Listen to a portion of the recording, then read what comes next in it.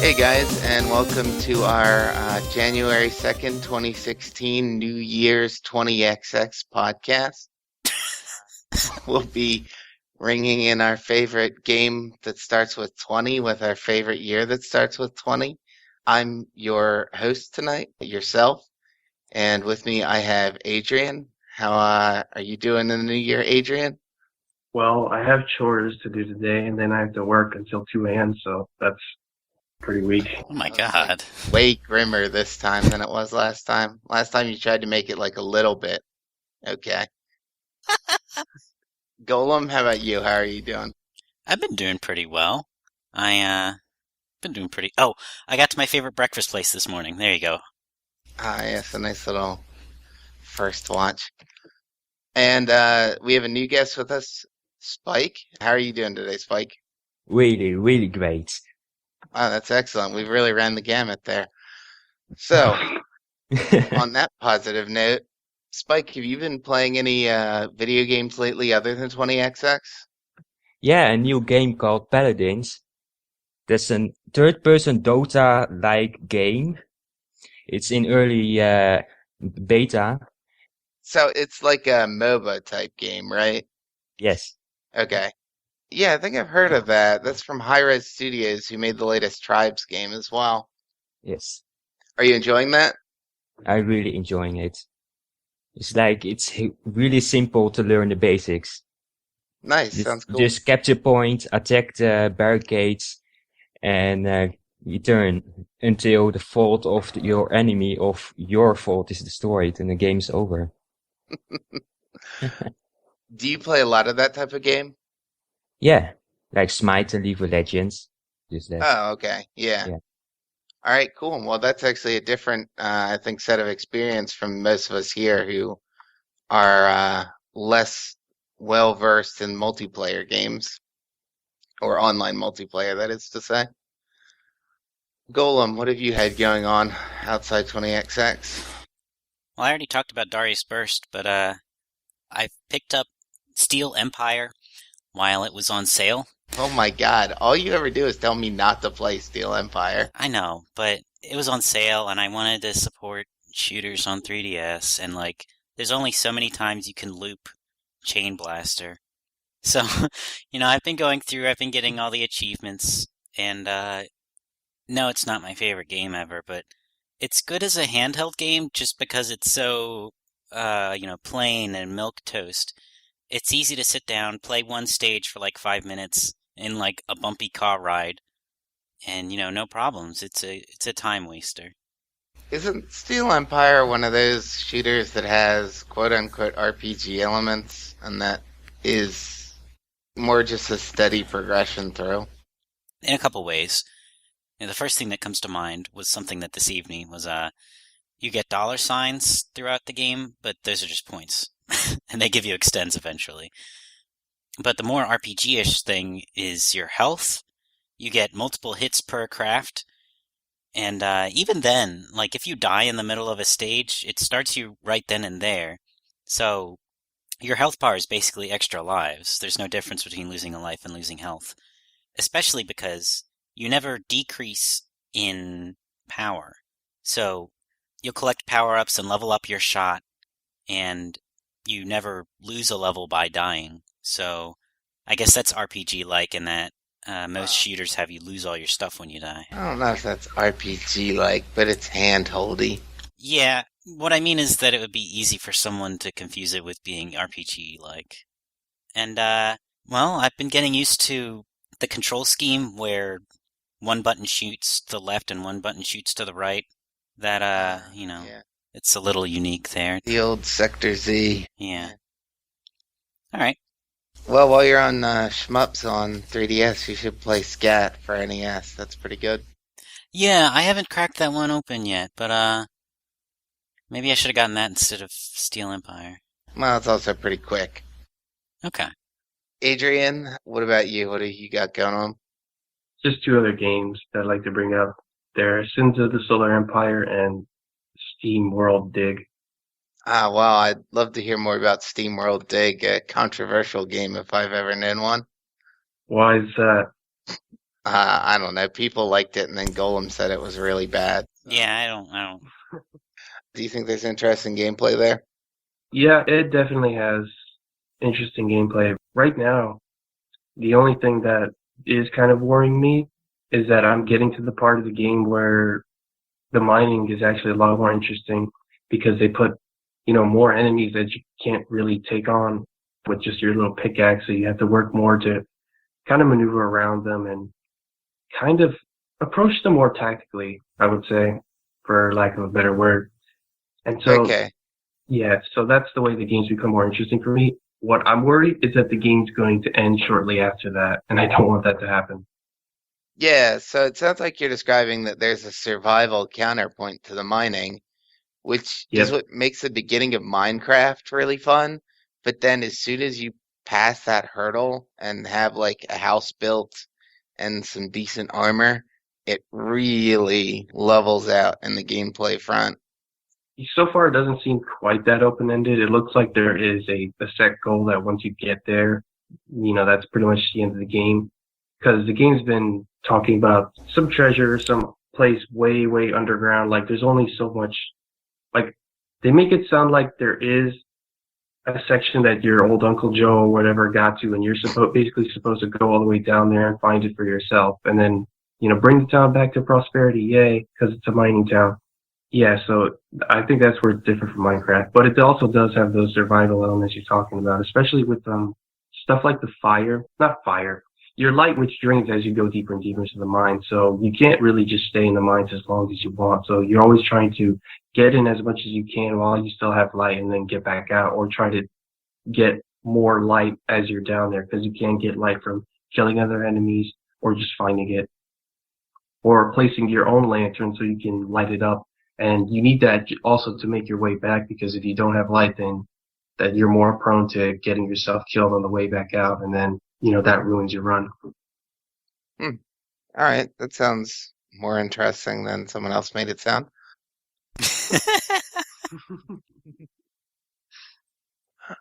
Did you have anything specific to say about Sins of a Solar Empire, or are we just hoping that becomes the next Commune game?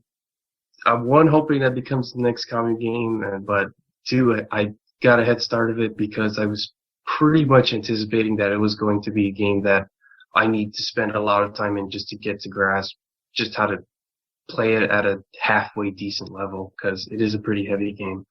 It's not like Civ where I got the gist of it on like my first playthrough of it on the demo on the PS3. It's not like Right. that. I agree, So, but I think you'll get to a point where you have a pretty good sense of what's going on. right. I just haven't gotten there yet. I'm still just going through the tutorials of, all the things in the interface, all the hotkeys and all the things like that.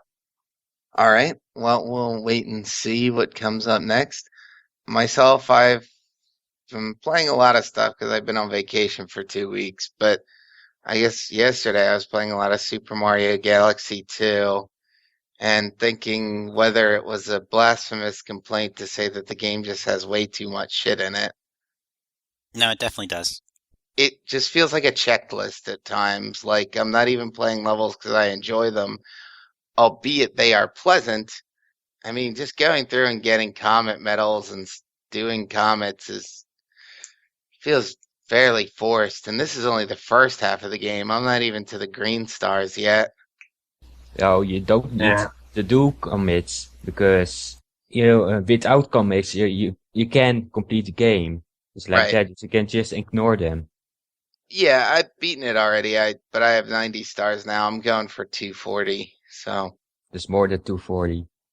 yeah, I'm probably I'll go for 241. I don't think I'm gonna go for 242, but we'll see when I get there. I've actually played a lot of it before, and I lost a save file that had like 180 stars on it. Oh, rough. Yeah, it's kind of annoying, and that's probably adding to the somewhat tedious feel of it now. But Probably. it's a very frantic game, very like you only get each idea for like 30 seconds before you're moving on to something new. And then to have 10 hours of that? Yeah, I can understand why it was better liked than Galaxy because it is of a more uniform quality, and they've certainly smoothed out stuff like I thought Comets got really boring in the first game, but they've varied those a ton. They've cut way down on the stupid mini games, like the Gearhead stuff. Yoshi's really cool. Yeah, Yoshi's cool. There are lots of great level themes, and nothing lasts for more than 3 stars. So if you really hate it, you're still going to be through it really quickly. So it's like a more agreeable game, but I'm not sure it's a better game. We'll see when I replay Galaxy.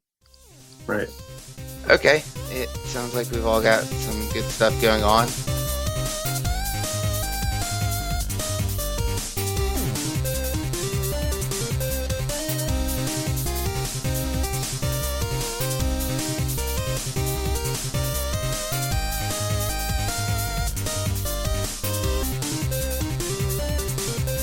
So I think it's time to get on to 20XX. Today we're going to be talking about items and upgrades, power-ups, all the little things that you pick up along your way through the game. The first topic I want to talk to in regards to this is economy. Economy is a traditional element of role-playing and strategy games, and it's become increasingly common in pretty much everything from action games to racing games to anything at all, probably since the 90s when collection became a really big thing. And what I mean by economy is just the general overall gameplay that revolves around collecting things and then spending those things. I think the first thing to talk about with regards to that is the currency itself. 20XX certainly has an economy, and it has multiple currencies. Adrian, which currency do you think is most important? It has to go with the nuts. I don't know. Why I don't- don't know if salt nuts would also count.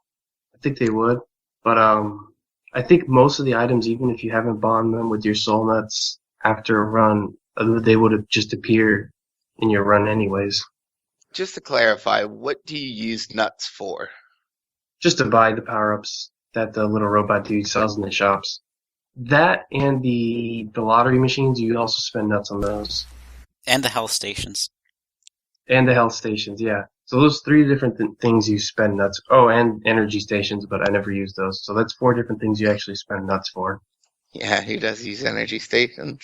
Okay, how do you collect nuts? Where do they show up in stages? By defeating enemies and in And blowing up crates. crates. Yes. Yep, you got it. Okay, Spike, what's another one of the currencies that plays an important role in the game? Just the latest updates, there are tokens. You can get it randomly from enemies, or an item called Shiner token counts as 3 tokens.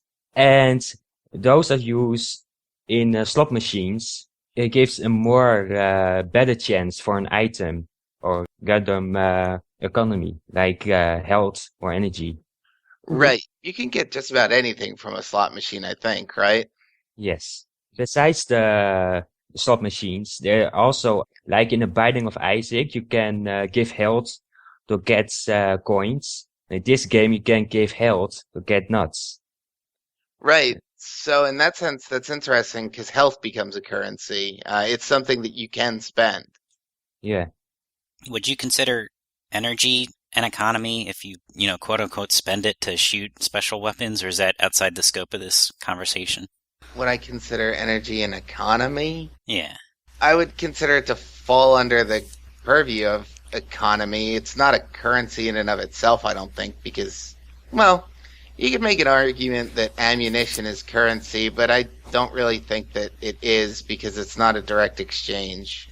When you spend energy, you're not getting something that you can then spend. Sure. Okay. So I think that's a tendentious argument. But especially when you get into RPGs and talk about magic points, then that becomes a really important part of economy. It looks like we have Waithwad online. I forgot the time zones were a thing. Oh, no, that's my fault. Oh, I'm sorry. Oh, Didn't even know you were in a different time zone. Yeah. gee, I totally forgot. Oh, man. I'm so sorry. That's Uh, cool. classic mistake. You should have heard all the negative stuff Golem was saying about Wait, what? Oh, wait, what? Yeah. Wait, what? This is Spike. He's our new guest this week. Hi. Cool. Hello. So far, we've been talking about economy, and we talked about nuts a little bit, and tokens, and how health is a currency. Golem, is there another one we haven't got to yet? Did we discuss soul nuts? We did not. There are certain black and blue enemies in the world, and they're particularly strong. And once you kill them, there's a really giant explosion, and then they drop floating soul nuts. You pick them up, it seems like they're random in value, like they're between 1 and 5. And once you end a run by dying or finishing it, you can go into a shop. It's on the start game screen before you enter a run. And you can buy items which will then spawn in a run. So if you buy the heart container, you will sometimes see a heart container in a chest during the run. And soul nuts do not carry across between runs. So in order to buy the more expensive things, you'll need to play long enough to earn enough nuts within one run to buy, the 999 nut magnet. Moving on from that, one of the important aspects of currency that I was just mentioning when Golem brought up energy is the conversion of currency. For it to be viable in the economy, you need to be able to get one currency from another one. Otherwise, you just have a situation where something is ammunition. You're spending it for a specific gameplay function, but that doesn't have any free market value. Maybe starting with a specific example, how do you convert one currency to another in 20XX? Waithwat, any ideas about that? Obvious one is those little health store vending machine things. You throw some nuts in, health or armor can pop out. Yeah, that's a pretty standard one, and those are very common. We actually get 3 variations on that. There's the health station, the energy station, and the inverse health station or whatever. Converser, I believe. Right. Give Okay, Health converser. give yes. us health for. nuts. Yeah. Sometimes tokens, I believe. I really? believe I Okay. got 1 token from in a run when I spent. I don't know. It seems possible because the health stations will sometimes generate armor, so I Yeah. think it's not really fixed. Yeah, nuts. So that's how we convert nuts to health. What else can And you can convert health tokens. right? And what else can nuts be used for? I believe that's it.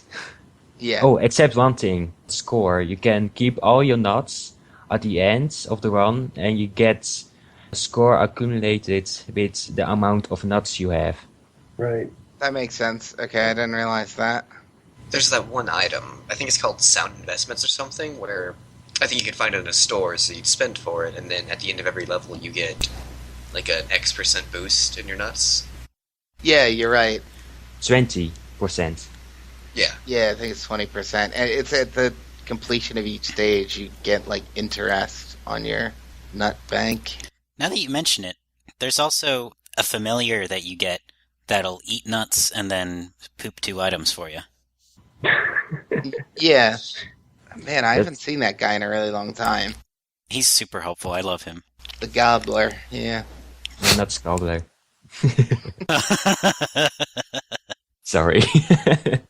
So there's a slightly more indirect way, and maybe we'll get into this more with power-ups, but there are certain power-ups that affect your currency gathering. So Oh, you mean the Nut Whisperer? yeah, so there are a couple of them. So what else is there besides that? There's makes health drop more. I'm sure there's. Yeah, there's Health Finder. Yeah. Yeah, Health Finder, Energy Finder. Healthfinder 8000 and Energy Scope Alpha. Oh, there's one where it's like XX health becomes energy. That's another one. Spill over Matrix. Yeah. Yeah, that one. That's the name. Yeah, I'm not It sure doesn't work that the other way around, counts. though. That makes Golem? picking up nuts sometimes heal you. Yeah, Health Health Nut. Nuts. Yeah, Health Nut, Yeah, Health I Nut. would say counts Yeah. because that's, you're doubling up on your nuts. I find that's a super useful power-up. Especially like in Venom, that's extra difficulty that you can't get any health drops for anything. And it makes the health not very useful, if you get what I mean. Yeah. What currencies or like in what situations do you find yourself making a decision in gameplay based on collecting money? You know, when do you go out of your way, or when do you decide it's not worth going out of your way? In dailies and weeklies, those black and blue enemies, instead of soul nuts, you get 5 gold nuts. Yes, sorry, I want to tell that part about that. So it's more worthwhile to kill those enemies, or more immediately beneficial to kill those enemies because you get regular nuts. Yeah, I'm at a point where I don't need soul nuts. I have everything from the store.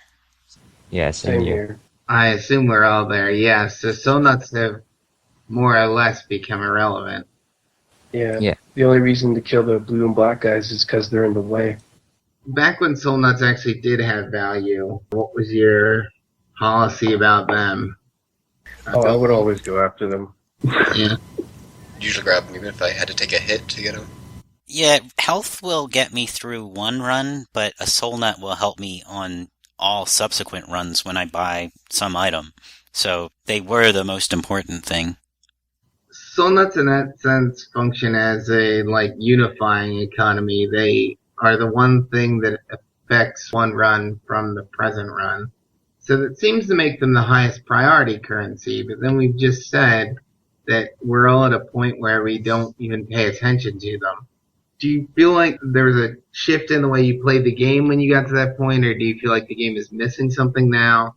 Basically, would you like there to still be stuff to spend soul nuts on? Well, one, there are obviously still supposed to be more items coming out because when you look at the bottom of the spaceship, not all the rows completely filled. But even knowing that, there has to be a limit, so I don't mind if I'm not, spending soul nuts on things forever. Do you think the black and blue enemies are still purposeful without the soul nuts? You know what? Now that I'm thinking about it, maybe there should be some benefit to the soul nuts who've already bought everything in the game. The black and blue enemies should just always drop the 5 gold nuts after you bought everything in the store. Yeah, I think that would make more sense to me. Yeah, so I think that black and blue enemies are something that very straightforwardly invite you to take on a challenge for the sake of increasing your bank account.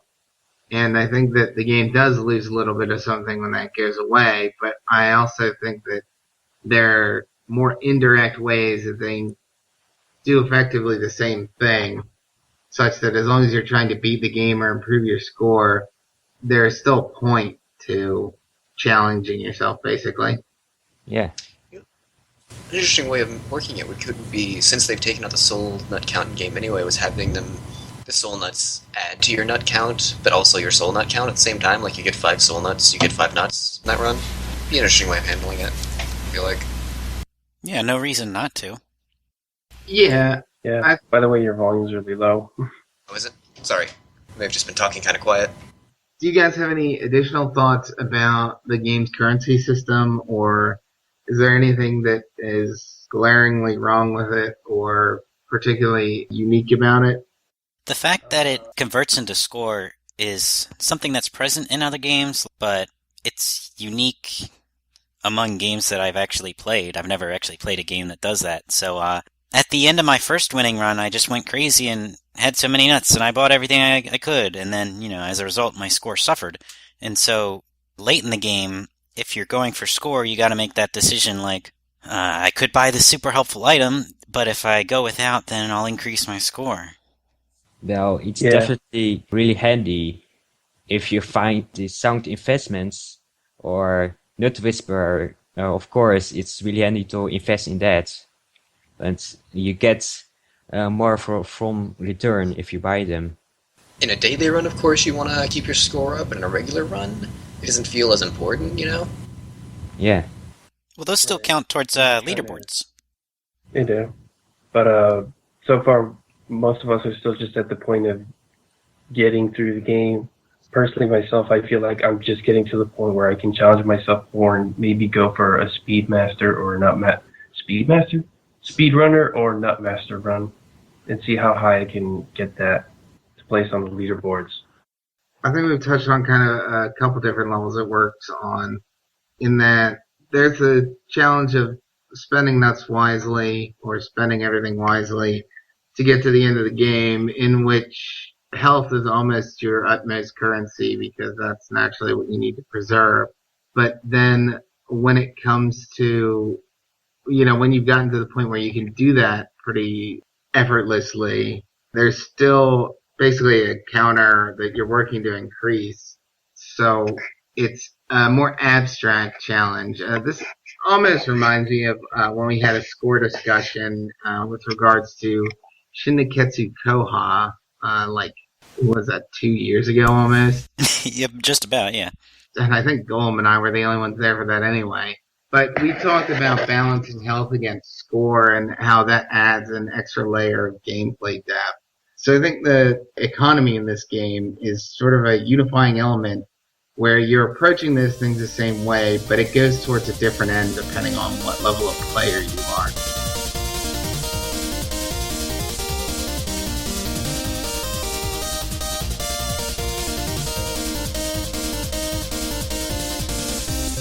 So we're going to move on to talk more specifically about power-ups, which is sort of what this all feeds into, in the sense that ultimately what you're spending most of your nuts on probably is power-ups. So 20XX has this entire set of items. There are probably 25 of them, or maybe 20 at this point. 92. 29. 29. All right. That's close. So these 29 power-ups are passive upgrades, I think is the game may call them, that each either update your mechanics or your statistics as soon as you collect them. You can find them hidden in stages, or you can find them at shops and stages where you can purchase them. And as Golem described in the previous segment, you can use soul nuts to unlock more power-ups that will show up in levels.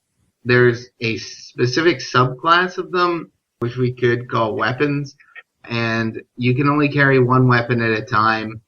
You'll never see them in shops, and until the glaive showed up in the store, you didn't have to buy them with soul nuts. I don't know if that's a glitch or what's going on there, because that's the only one that shows up, or at least in my game it is. Yeah, I've gotten, I think, 4 alternate standard weapons for Nina, and none of them were in the shop. I remember having to buy 1 or 2 in my shop when I had started. And I remember after an update, which happened around when we started doing this, there was one in the shop that I'm pretty sure I had before. I think it was the triple shot with Nina, so I don't know, maybe they just changed it so you had to buy it that way, so I had to buy it in the first place. It sounds like things are just shaky because they're updating all the time. Yeah. I wonder if someone deleted their save data today and started anew with the update, you would see all of the weapons in the shop versus just possibly the last one that is sitting there now. I'm tempted to do that, but I like my double jump. Yeah. So the weapons, you'll find those in levels as well. They won't be in shops. You don't need to buy them with soul nuts. You can only carry one. But mostly it's the passive power-ups we're talking about. Let's just go through one by one. Adrian, what is your favorite power-up? Power-up. For the ones in the crystal chest, for Ace, it's definitely the spinning glide. For Nina, undecided because I've only ever gotten the 4-way one. I've never actually got a chance to use the wave beam. I meant or the... overall? Probably the double jump. Double jump? The double jump is probably the most useful power-up, yeah. Okay. Wait, what? What about you? I'd say the wave beam with Nina for that wall piercing, because that makes things a lot easier outside of Sky Temple. Oh, yeah. I've never even seen that, but I don't play as Nina either. Actually, Sky Temple gives you a bunch of setups that wave beam is great for. Yeah, but it's because it's mostly vertical, I feel like. It doesn't work that well. Out of curiosity, before we continue, does everyone here play as any particular character? Ace. I try to use Nina more, but I'm better with Ace, and I'm upset because of that. I've gotten pretty good as Nina. I want to get more comfortable with Ace. I play pretty exclusively with Ace. I play with both. Did you know that Ace jumps higher? Yeah, we Yes. Yeah. gradually picked that up. That's, to me, one of the really nice things about using him. Continuing. Spike, what's your favorite power-up? Glass cannon. Glass cannon? Yes. Oh, really? Why is that? Because the speed plus the damage is a really nice add-up. Besides the minus of your health points, is a really great boost. If you are a skill player who don't get hit so much. Yeah. Are its speed and damage numbers bigger than, I think, Bantam Dancer? Because that is also speed and damage up. I think Bantam Dancer is attack speed. It's Attack attack speed and is move stat. speed. Attack and move speed. Yeah, that's right. Yes. So you move faster and you attack faster. All It right. is the only power-up it gives an attack speed. Yeah, it is. I've honestly never noticed it making that big a difference, though. Yeah, those things you have to stack before you really get to noticing it. And with characters like Ace, you can already swing that sword pretty fast, so it doesn't feel like it makes much of a difference. Yeah, but Nice with the remember axe. remember how it plays in speed up mode or whatever that is called? Oh, yeah. Adrian and I did I Stanley forgot Park what... yesterday. It played like at 2 times speed or 3 times speed or something like that. I assume that's one of the skulls. Yeah, it was really goofy. And last golem, what's your power up? I like the, I forget what it's called, but it's the one that gives you 4 health and then makes you slower. Tank? Tank, yeah. So at first I avoided that because being slow seemed like it would ruin my game and would make it harder to play. But what happens is that 4 health in 20XX is super valuable, and the added longevity is so helpful that you will gradually pick up, a speed power up down the line that will cancel out whatever speed loss you had from picking up tank. So you lose a little something for picking up tank, but you can make it back. It's not like every item you have to make a sacrifice on. Okay, so that actually segues well. If we want to talk about pricing power-ups, Tank has that particular cost of speed, and Spike mentioned that Glass Cannon costs health.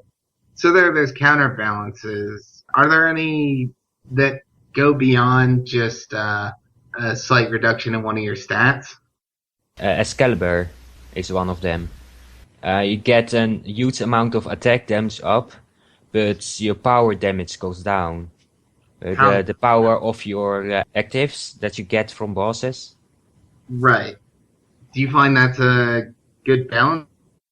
Well, yeah, I find that because I almost don't use power-ups only when really necessary, because it's really handy to have a mortar in Sky Temple like that. The hell. Yeah, that's a really good one. I like Mortar and I like Shockwave a lot. There's also the Clover items. One that I got while playing with Adrian was one that reduces you to 3 health, but gives you insane speed and jump height. And so that's still modifying your stats. It doesn't move outside of that, but it modifies them to a more noticeable extent so that it had an impact on how I played.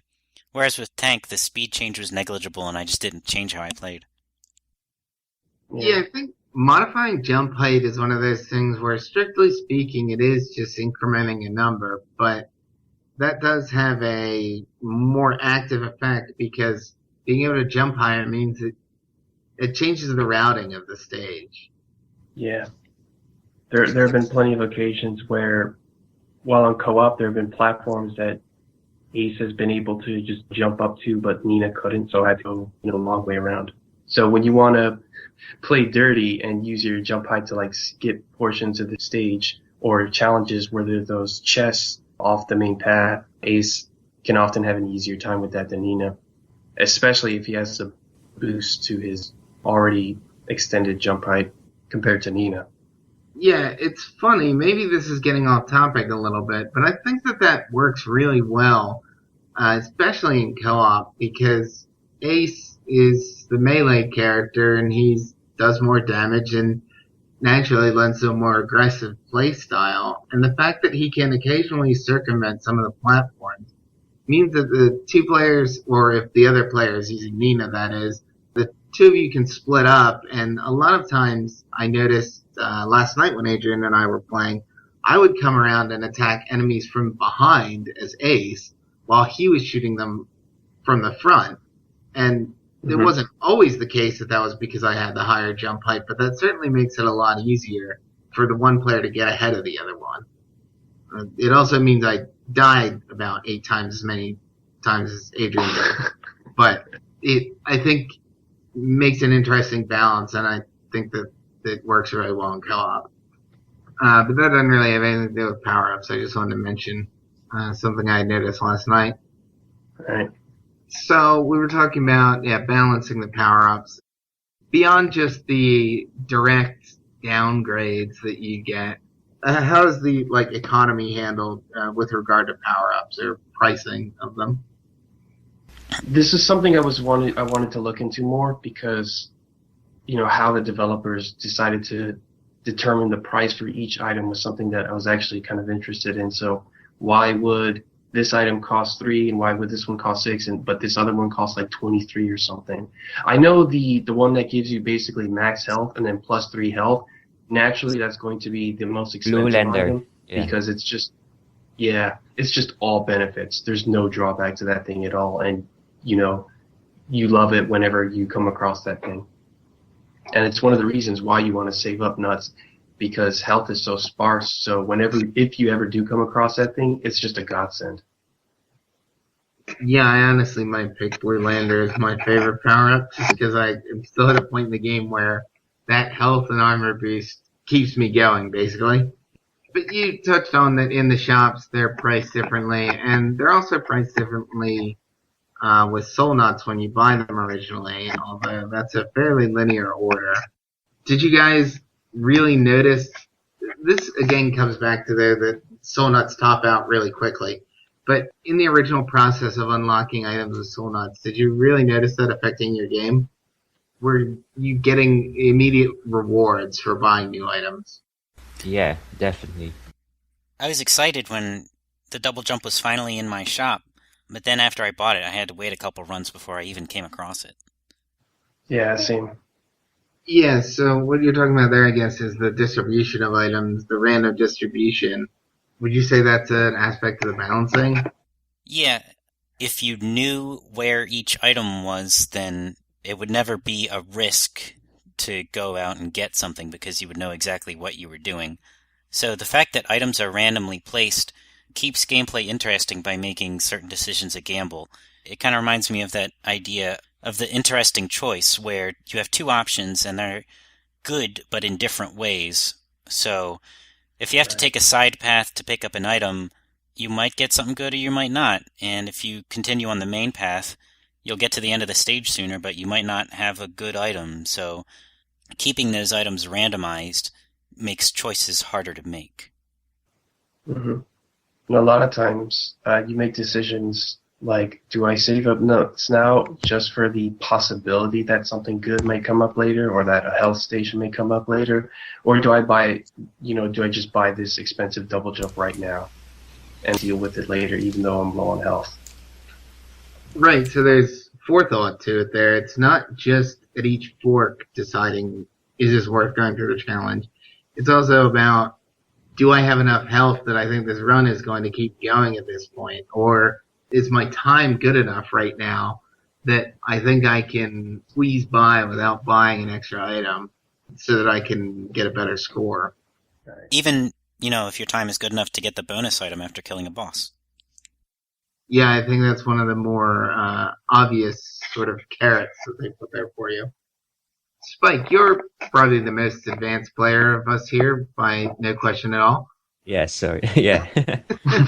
Do you find yourself often taking those little side paths to unknown items, like where there'll be a chest or something? Well, almost not, no. But if it's really fast to access, then I take a peek to what's inside or what's in the shop. With the shop, I can just peek and then just rapidly go on. But if it's something you really useful, like the plumber hat, I love that item. That's that you jump higher because fuck Sky Temple, basically. I'm glad even though you're on the leaderboards, you still hate Sky Temple. That makes me feel better. Well, it's a hate and love relationship because I love the layout, but I hate the difficulty of it.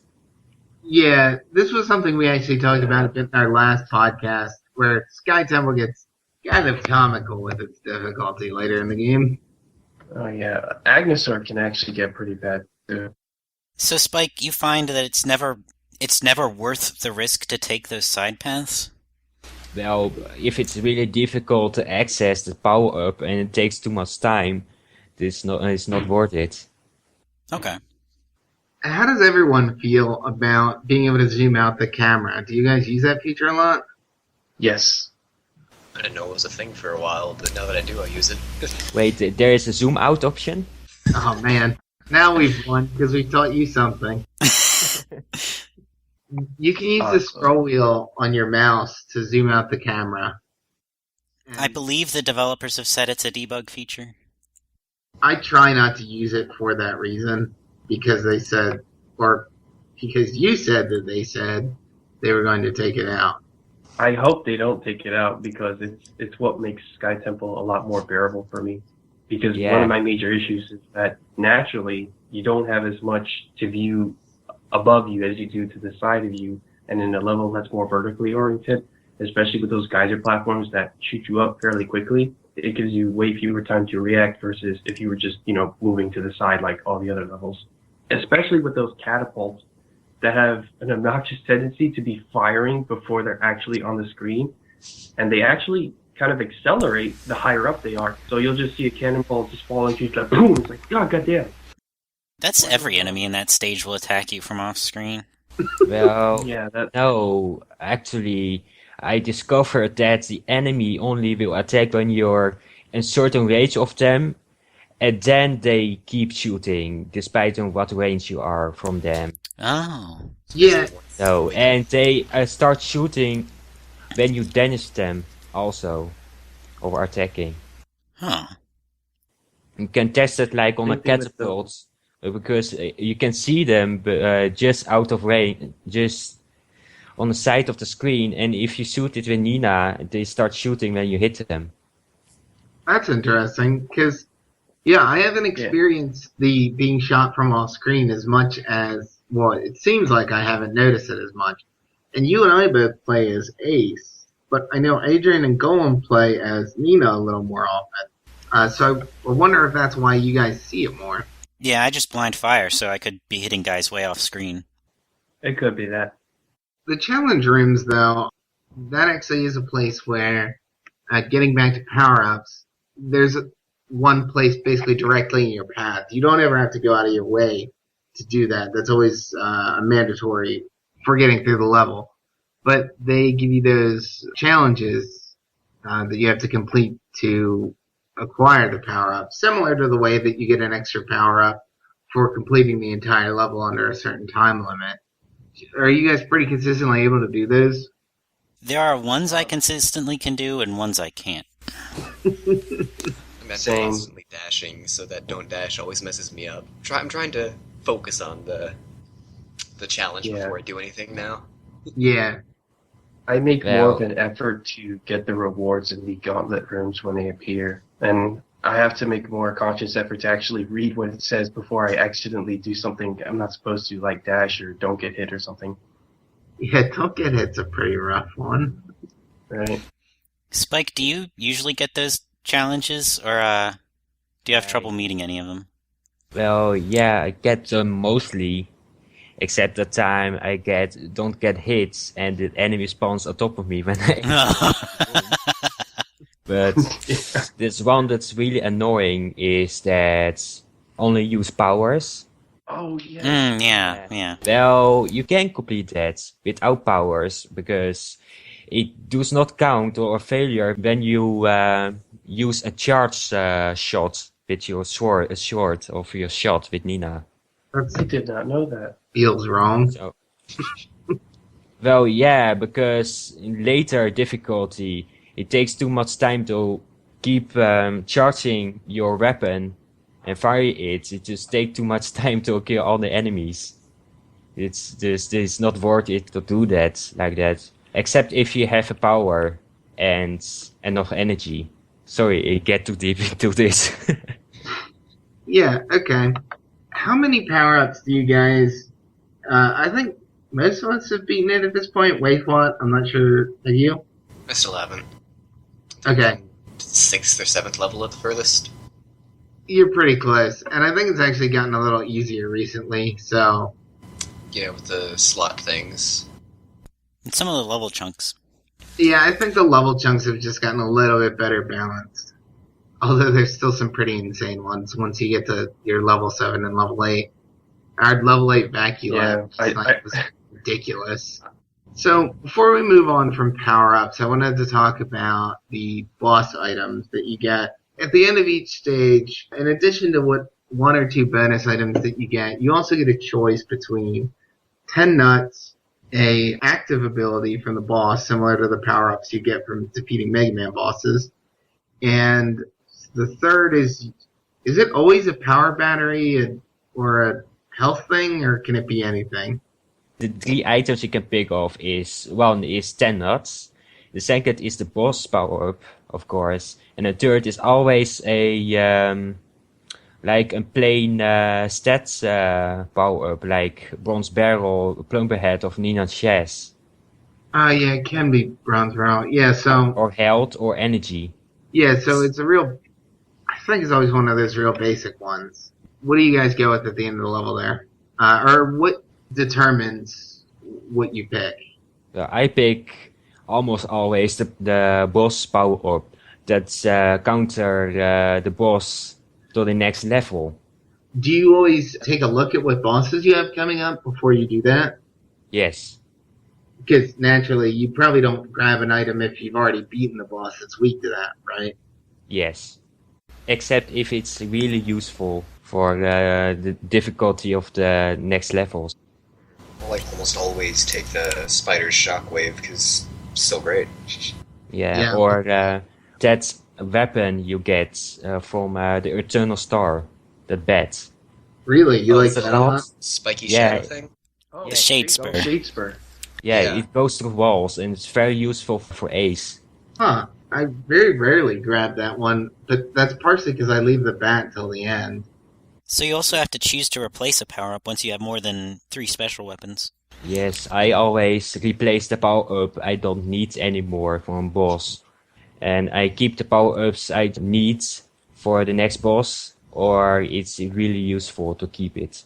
Yeah, so with 3 choices of boss and 3 slots for power-ups, by the time that you're trying to choose which power-up you want to replace, in my experience, it almost is always a trivial choice. There's always one that I've already used that I don't need anymore. So, Waithwal, what do you choose at the end of the level when you've got those 3 things to go with? I'd say pretty much the same as Spike. If one of the upcoming enemies is weak to the power I got, I'll usually grab that to make the boss easier. And then, like I said, I always take Shockwave. I'll pretty much always take the Boomerang Blade because I'm terrible against Death Lotus.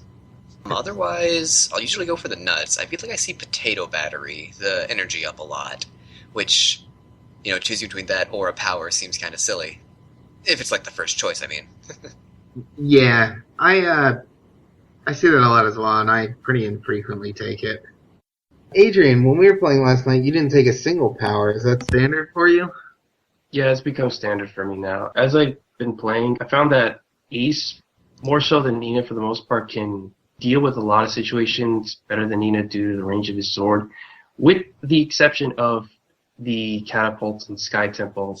But that's one of the reasons why I find shooting for a double jump or some way to literally jump over them so I can get behind them being what I shoot for more than the power-up, because I generally don't like getting other power-ups to make use of energy, and I don't want to rely on a limited supply of energy, so that's why I rely on having a permanent double jump power-up than a limited power. So I almost never go for powers anymore.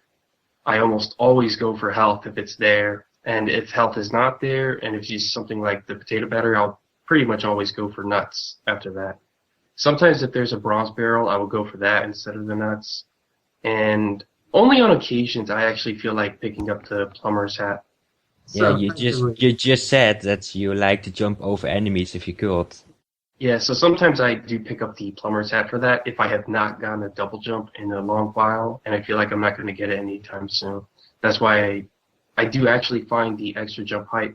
Like before, I didn't think it was that good of a power up. Now I actually do think it is because of the ability to jump over enemies and actually traverse the vertical portions of Sky Temple a lot faster because of that extra jump height.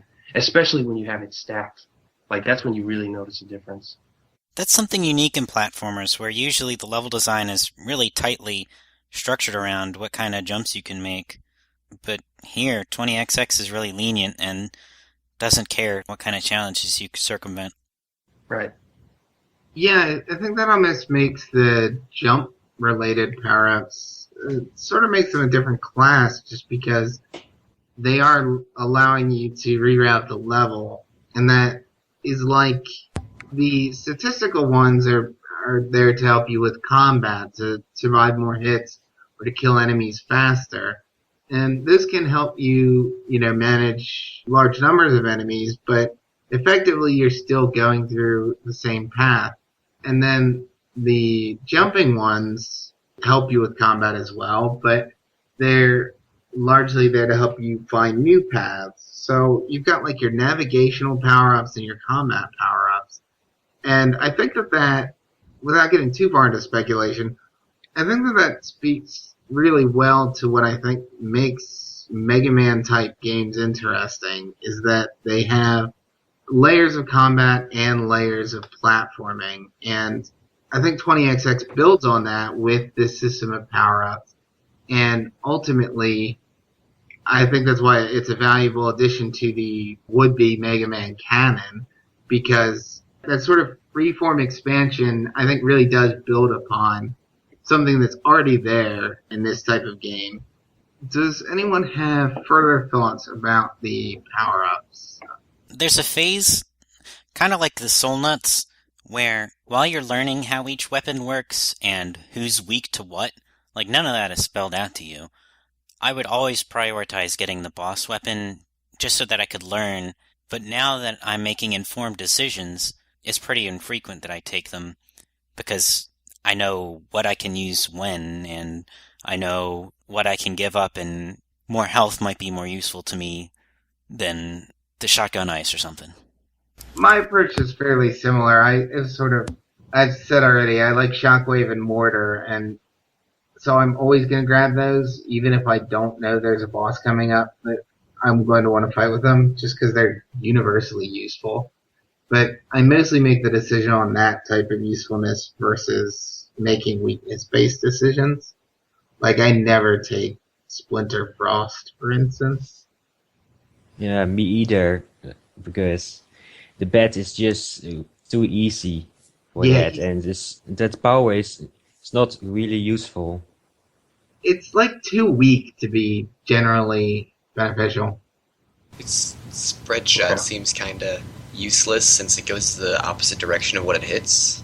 So I mean, if you're Yeah, up against a wall, you can just turn around and do that, hit everything. That's about it. there were like really specific purposes for it in Mega Man X when they invented that, and it wasn't even good there. So here, I just don't think it adapts to the game at all. I think it's a weird choice to copy. Just for fun, what's everyone's least favorite power up? Splinter Frost. Oh, Fair. I'd say Amatic for me. I think that's just garbage. I get pissed off when it shows up. yeah, same here. I mean, anything energy related, I just don't want to see that in the store. Yeah, pretty much. Because, as I've already told you, I don't even use power-ups to begin with, so energy has even less use to me than the rest of you here. So yeah, I'd rather not see anything energy related. For realsies, I don't like Spillover Matrix. Yeah, I don't like it. that's another one that comes to mind. Only Yeah, because that's what I was gonna say. there's never been a situation where I've used that. Yeah. Alright, wait, what? Yours is spillover matrix? Yeah. It's nice to have that one flying around to go back to. And Golem, how about you? Any of the ones that do the really drastic change to your stats, like the one I mentioned about speed, like insane speed for really low health, because Oh yeah, durable as the wind. typically the items are, quote unquote balanced so that they are in the end always good to pick up, and there's none that's too huge a detriment, except for those. Like those are an actual trade-off, and so they're really bad compared to everything else. Greg, you mentioned in your successful run when we were co-oping that one of the things that actually helped you win the game was actually not being afraid of items that made you squishy.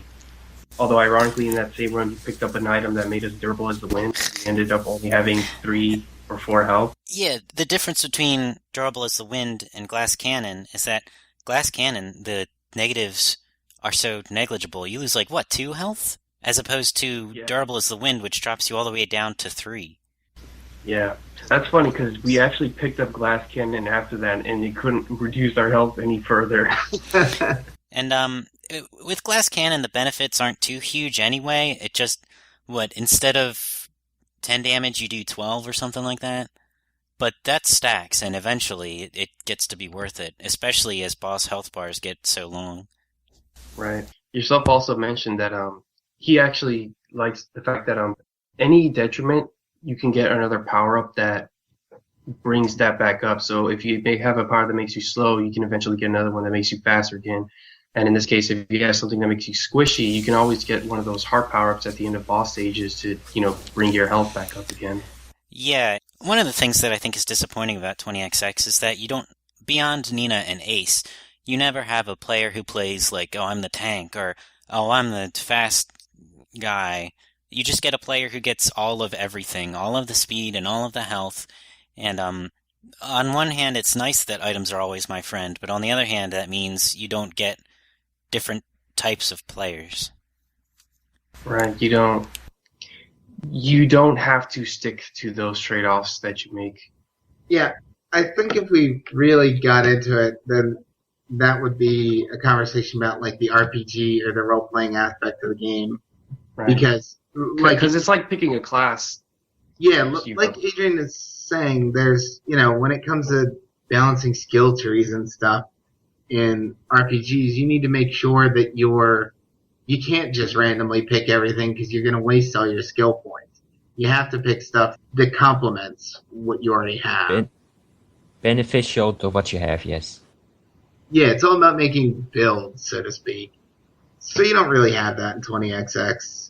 I don't think it needs that, but I can certainly see the point that Golem makes that you can see the shadow of a more interesting game there, or at least a different game.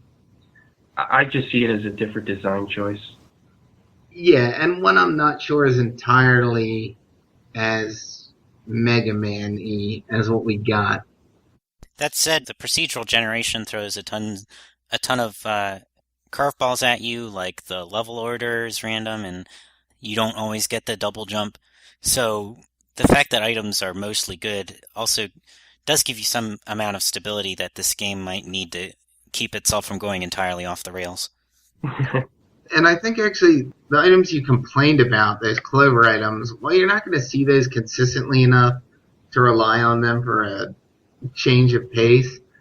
I like those a lot because I think that is what they're there for. Just have a random wacky run thrown in where you can jump super high and have no help. And sometimes it ends really quickly after you get it. But, I've gotten ones like the 1 health 30 armor one ended up being really useful, which surprised me. So they're like the craziest curveballs, and they're rare enough that I always go for them just because who cares about one single run? It would be nice if that was a skull. That kind of stuff. Yeah. Like a skull that you have 1 health and no health power-ups in the game. Like in the Binding of Isaac with the Lost. That's the kind of stuff. Yeah, like the final star of Grandmaster Galaxy. It makes a really up challenge. Yeah.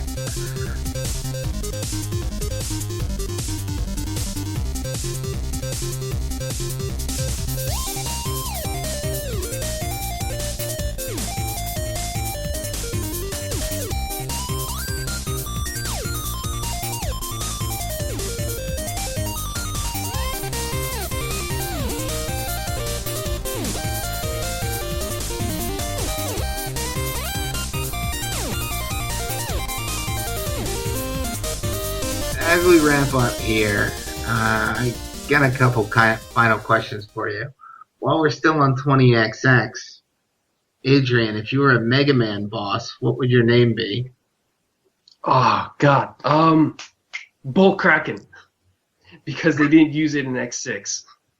All right, you're allowed to make one up too, but that works. Golem, how about you? Fleece Man. Yeah, that's pretty accurate. I would have said Sock Man or Projectile. My brother is a sheep man. Okay. Wait, what? Central Time Zone man. Yeah, that's a pretty devastating power. And Spike, how about you? Spirit Reaper Man. All right, nice. I think I'd be the Chicken Man. That's a pretty good name. I heard they blew up the Chicken Man in Philly last night. Don't chicken out, eh? So to celebrate the new year, Spike, what was your favorite game that you played in 2015? Duck game. Duck Game? What's that? That's like that multiplayer shooter, right? It's a multiplayer 2D shooter with ducks. You're a duck and with a hat. And basically you shoot each other in the face until they die, and you go to the next stage and you get the point, and that's it. Well, I like And the there's hat tons part. of weapons. And Yeah, it's just a party game. It's local and online. And you can remember- make your own levels, and that's like that. It looked to me like a really insane version, or like a really amped up version of Worms, just because of the weird levels and weapons. Yeah, but this is real time, not Right. for turns. So you played a lot of that. Yeah, and they ragdoll. So if you shoot a duck with a shotgun, they go flying over the stage. All right. Adrian, what was your favorite game of 2015? Of the ones I've played, it's a toss-up between Ranger X and Metal Black, really. I can't Yeah, make up my that's- mind. That's fair enough. I mean, Ranger X is probably up there for me as well. Waithwat, how about you? I'd say Monster Hunter 4 Ultimate. It's probably the game I put the most time in this year. Yeah, I actually saw that get some Game of the Year awards. I was a little surprised by that, but I guess I Yes. shouldn't have been. Didn't even notice. Or realize. Maybe I don't pay attention to awards.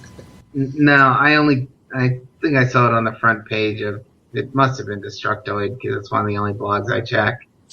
Gotcha. Alright, so how many hours have you poured into that? At least 300. I don't remember the exact number. Right. I know, it's kind of low for Monster Hunter. I need to play it more.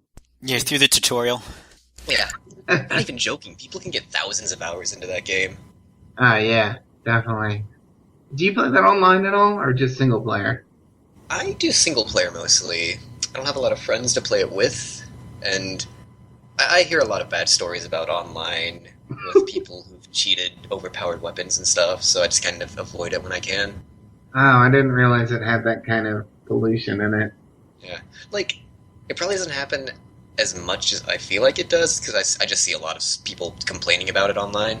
Yeah. I'm probably just scaring myself. Yeah, well, if you like it enough to play 300 hours single player, it still seems like you got your money's worth.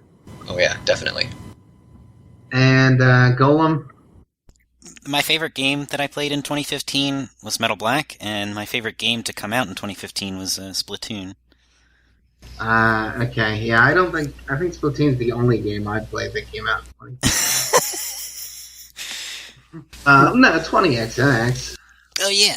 Well, that's not out. That's coming out in 2016, technically. That is true. Yeah. Well, for me, it's probably Ranger X, but I also played Rygar: The Legendary Adventure, which was That's PS2, right? surprising. Yeah, it's the PS2 one. That's more like I was just shocked by how good that was. So I'm quite affectionate for it. All right. Well, any final words from the group before we call it a podcast? Yay, my first podcast. So All right. that's Yeah. it. Yeah, glad to have you on board. I went in thinking 20XX would be kind of poopy, but it's I like it. Yeah, I'm surprised that your opinion got turned around. I was expecting you to bitch the whole way through this. The little background there is that Golem does not like anything that is popular, so procedural generation is a big no-no on his list. Well, I don't know. I feel like that's a fair thing to be critical of. Well, until you play a procedurally generated game and really like it, then it's like, maybe you should think about what your opinions are based on. But no, I can appreciate being critical of it. I'm critical of it as well. I'm just giving him a hard time. Yeah. I guess for me, Adrian? I don't know if we can. I thought he was done. I guess I don't know if we're gonna do podcasts for when this game fully releases or when it gets released for real, because it's still in early access. But Yeah, we should I'm revisit it. definitely gonna. Yeah, I'm definitely gonna keep playing it when it does, because definitely. Yeah, I mean the game definitely has some issues with the procedural generation getting all wonky, especially on a hard level. So I would love to see that cleaned up and have a smoother playing experience. Yeah, I never had a I chance look to try forward to it. co-op before. Oh, You and guys I want Wily or a final boss. That needs to be a thing, because that actually kind of surprised me when I beat the game. It's like, oh, that was it. Yeah, final boss would be cool. Yeah. But what about more characters? More That'd be characters cool would be too. cool Get too. what's his Like name? a- Axel. Like, Yeah. Yeah. yeah, that's actually a good one. But Yeah, let's. Like- that's What about, Axel. like a yellow and a green one. Yeah, Yeah, there's or roll. many more colors. Yeah, purple and black. I think is a good scheme. Get roll in there No, don't. because roll. Why? Roll sucks. Oh, Who's she Roland? she was cool in get the Battle Network roll. She was cool in that one. Yeah, she was cool. Oh yeah. Wait, what? Last word? Co-op is fun. I did not know that until I played with you guys, because no one else was playing it. Yeah, and we should all make sure we have each other's Steam names so we can play some co-op, because I think that to me was the most surprising aspect. Platformers do not always adapt well to multiplayer, but I think that 20XX does really well. And maybe we can talk about that a little more when we revisit this, hopefully for release day podcast. And I hope all of you guys will be able to join us again at that time in the future. And thanks everyone for listening in. Have a wonderful 2016.